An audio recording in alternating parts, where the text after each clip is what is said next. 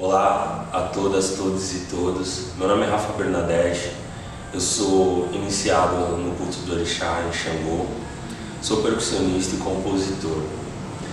Eu vou convidar vocês hoje numa imersão para contar uma história baseada na minha vivência dentro do Orixá. Toda essa concepção foi criada dentro de um hábito meu como percussionista através da descoberta dos instrumentos. Então eu peço a Go e a bênção a todos os griots e a todas e todos os onitãs presentes e que já se foram para poder contar essa história para vocês. Eu vou falar um pouco sobre Exu e sobre Oxóssi e como o Exu ele tem a similaridade e a importância na vida da gente, talvez mais que qualquer outro orixá. Ele é um orixá mais próximo da gente, ele é que entende e está mais presente nos nossos sentimentos. Não é à toa que dentro desse culto a gente tem uma expressão chamada Oré, que a gente chama esse orixá de amigo. É uma expressão que não é usada para os outros orixás. E ele tem esse hábito de estar próximo a gente, fazer com que desperte sentimentos e coisas que são importantes para o nosso crescimento. Exu é o primeiro orixá dentro do culto e, como eu falei, um dos mais importantes. Ele tem essa similaridade que eu falei de ser o orixá mais próximo à terra, só que ele tem também um outro atributo. Ele é o único orixá que foi permitido por Olodumaré de entrar no céu quando necessário. Ainda quando os nossos deuses eram homens que viviam aqui na terra. E aí eu vou contar um pouco sobre Oxóssi, ou Odé, como é conhecido dentro do culto de orixá. Esse orixá é o orixá da caça, é o orixá da fartura, é o orixá que abre os nossos caminhos, só que esse orixá é o orixá da alegria. E a alegria chegou para Oxóssi tardiamente, não foi um dos primeiros atributos de Oxóssi. E quem ajudou Oxóssi a ser um orixá alegre, com todo esse âmbito que ele já tinha, foi Exu. Oxóssi, por ser um exímio caçador, ele era sério, astuto, sempre centrado, não gostava de brincadeira, estava sempre focado. Tornou-se rei e, para manter a sua realeza, precisou de ter esses atributos para não cometer nenhum erro, para cuidar de seu povo. Passado isso, Olodumaré entendeu que a importância de Oxóssi era muito grande para os homens na terra e começou a perceber que essa falta de alegria dele fazia com que o seu povo contesse coisas que eram importantes. A alegria faz parte do ser humano, assim como o Exu sempre está alegre, sempre contente. O que aconteceu desde então? Exu foi até Oxóssi, num dia de festa. Procurou Oxóssi e Exu foi acompanhado de seus músicos também e chamou Oxóssi para conversar noite adentro. Nesse momento, Oxóssi, que não tomava nenhum tipo de bebida alcoólica porque não queria ter a sua consciência distraída por ser esse caçador, teve uma pegadinha por parte de Exu. Exu fez uma bebida saborosa para ele e no final dessa bebida, naquela cabaça, ele colocou um pouco de vinho de palma. Oxóssi bebeu esse suco, adorou e passou a beber noite adentro. O que aconteceu? Oxóssi então foi provocado por Exu depois de uma longa conversa. Oxóssi falou para ele que não existia caçador maior que ele. E aí Exu falou assim: então me prova. Exu distanciou-se de Oxóssi e pediu para que Oxóssi atirasse uma flecha. Mas como a gente já conhece, Exu é o orixá que atirou a pedra ontem para matar o pássaro hoje. Ele é rápido e astuto. É praticamente impossível de ser pego. Na hora que Oxóssi mirou o seu arco, tentou atirar em Exu. Exu rapidamente saiu do lado e foi para o outro. Oxóssi virou para o outro lado, tentou atirar. E quando tentou atirar, Exu foi para o outro lado. Nesse bailado, os seus músicos, os músicos de Exu que estavam ali atentos, começaram a ver aquilo, começaram a entender que aquilo praticamente criava uma dança. Um dos músicos dele pegou um agogô e enquanto ele bailava para um lado e para o outro, começou a fazer um toque.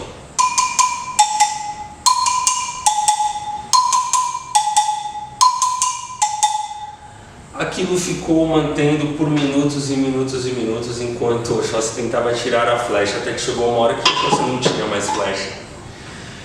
E aí, enquanto isso, o som da atabaque continuava. O som da atabaque permaneceu e eu vou mostrar como é que foi o toque desse atabaque que acompanhou o agogô. Nesse momento, um dos músicos fez uma batida.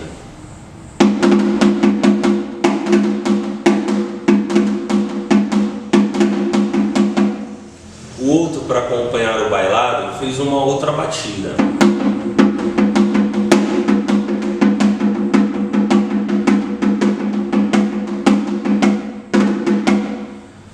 O terceiro, por fim, começou a criar compassos para que eles bailassem e começou o toque.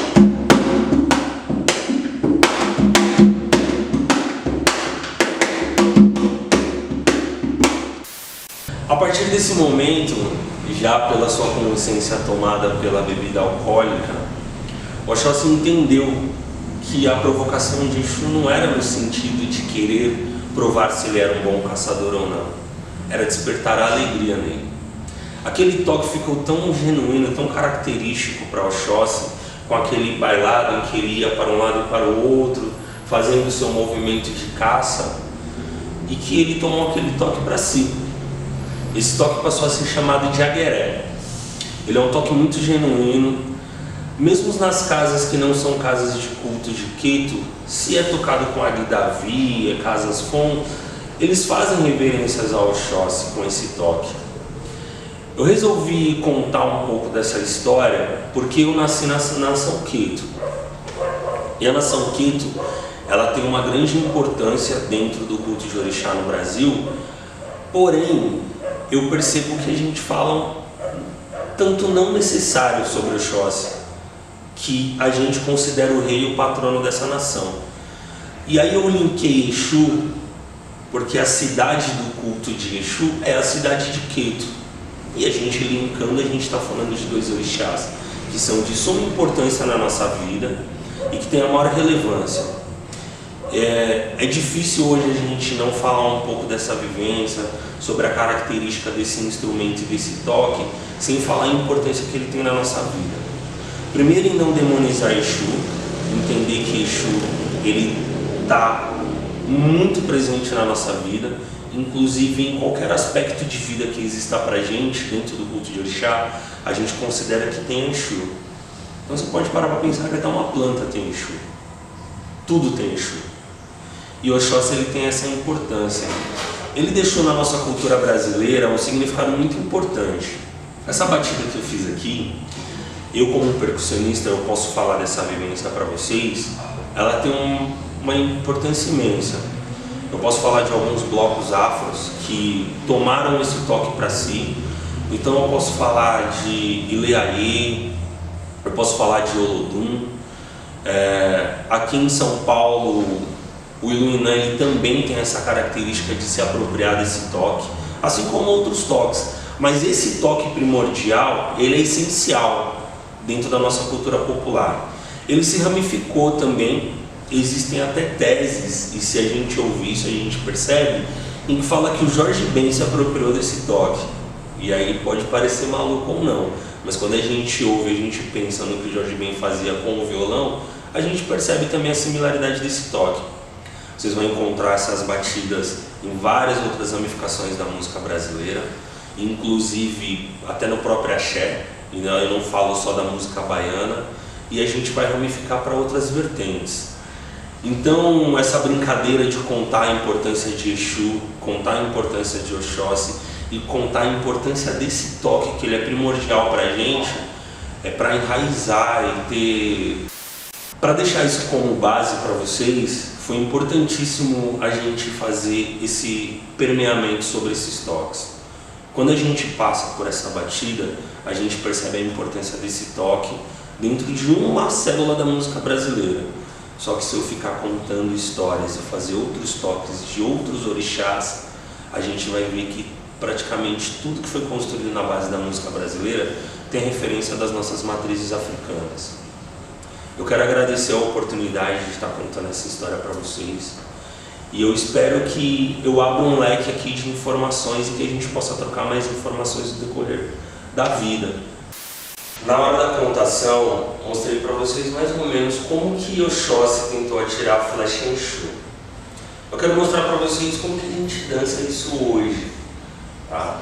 E aí, dentro desse movimento, onde Oxóssi fazia para tentar tirar a flecha para um lado e para o outro, é mais ou menos como a gente faz dentro do candomblé. E aí foi desse movimento e desse toque que eu criei essa história, onde a gente faz um movimento em que Oxóssi faz um movimento de caça, sempre indo de um lado para o outro. Quando o orixá está incorporado, é natural que ele faça outros movimentos, agachar, dar giros maior, na tentativa de caçar a sua presa. Isso é natural.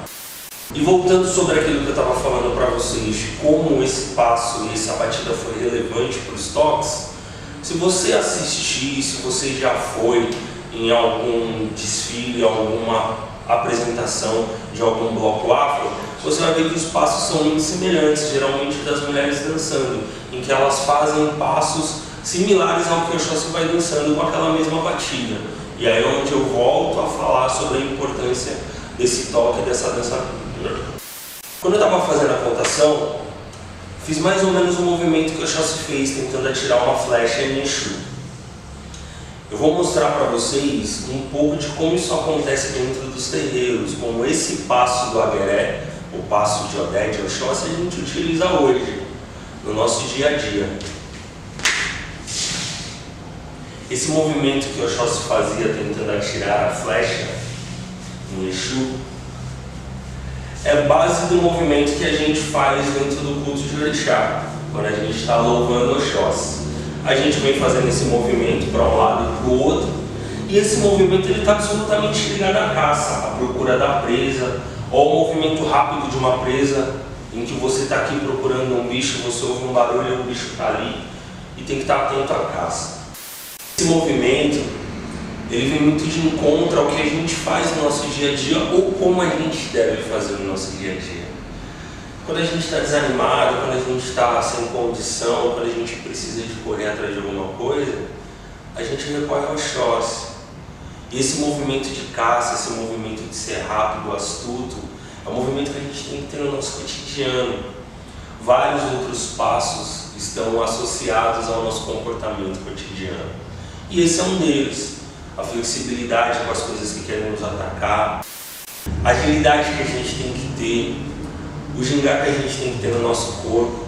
Esse é um dos movimentos que a gente tem que ter no nosso dia a dia, não só com o corpo, mas com a mente. Isso é um pouco de como a gente faz, e eu vou mostrar mais um pouco para vocês, que é esse movimento aqui, ó. Óbvio que no cotidiano a gente deu uma floreada e a gente faz um pouco diferente de como seria uma caça, porque não é para ser uma caça, é para ser uma dança, é para ser uma forma de expressão não voltada para uma caça. E é natural que a gente deixe o corpo dançar e bailar nesse movimento. Eu espero que vocês tenham gostado. Eu vou mostrar mais algumas coisas para vocês. Em cima de um pouco dessa vivência que a gente vem fazendo, eu vou me aprofundar um pouco mais nesse toque e vou dar um toque pessoal. Não é uma forma de falar o que é certo e o que é errado. Eu vou passar para vocês um pouco do que eu aprendi. Eu tenho certeza que vocês vão falar que aprenderam talvez diferente do que eu tenho aprendido. E tudo bem, é desse jeito que a gente agrega. Eu vou mostrar um pouco sobre essa batida do Agueré, onde eu falei para vocês que um dos tocadores fazia um toque, o outro e o outro uma terceira batida. Esse toque no agogô, aqui no Brasil, ele ficou marcado com um toque semelhante a um toque de ossanho, que a gente toca assim no candomblé.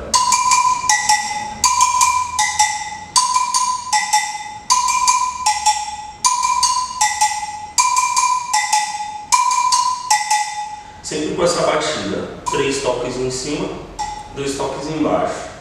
Se a gente for pensar isso dentro de uma célula rítmica, ele fica no compasso certo.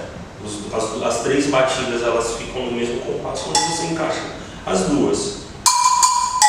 Porque aqui você dá um tempo maior na segunda batida. Então ele está dentro de um mesmo espaço, ele fica um 4x4 quando a gente toca.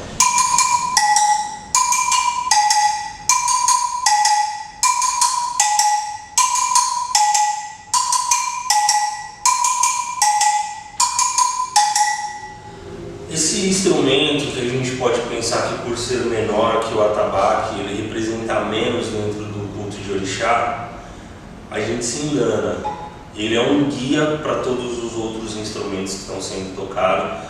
A pessoa que está tocando esse instrumento, ela tem que ser muito atenta a tudo que está acontecendo.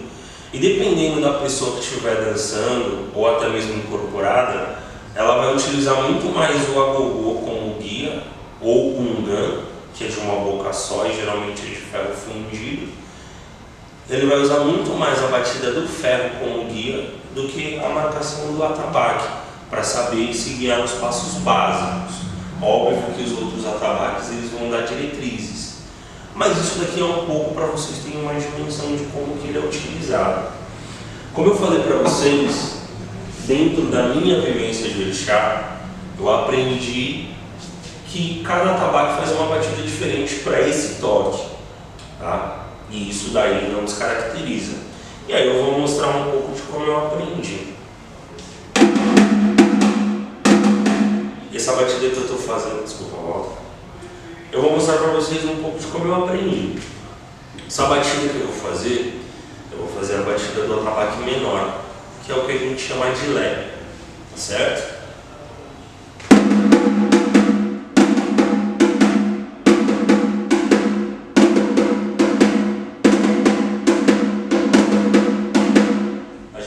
Essa mesma batida, esse mesmo toque com mais notas, tá?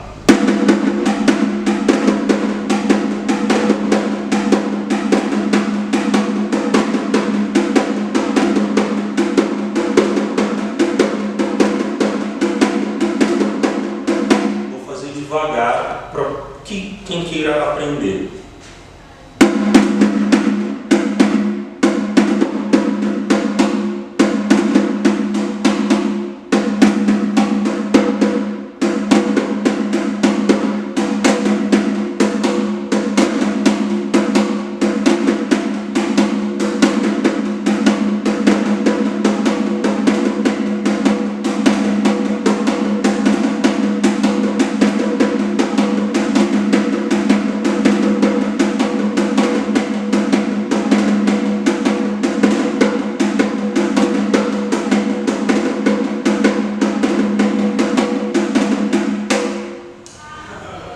O outro atabaque, que é o atabaque do meio, que a gente chama de pi ou rumbi, ele tem uma batida diferente da forma com que eu aprendi. Eu vou mostrar um pouco dessa batida e é justamente esse toque onde eu falo que a gente encontra a similaridade nos blocos afros, que é mais ou menos assim.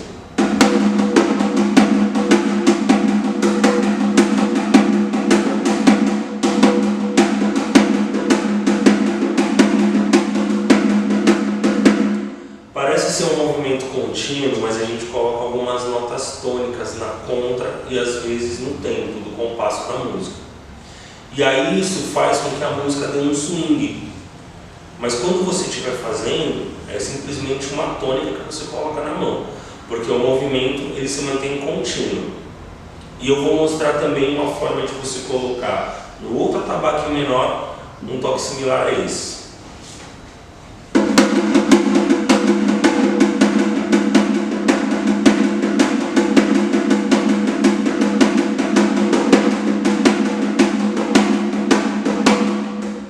Mais ou menos onde é que estão as tônicas, tá?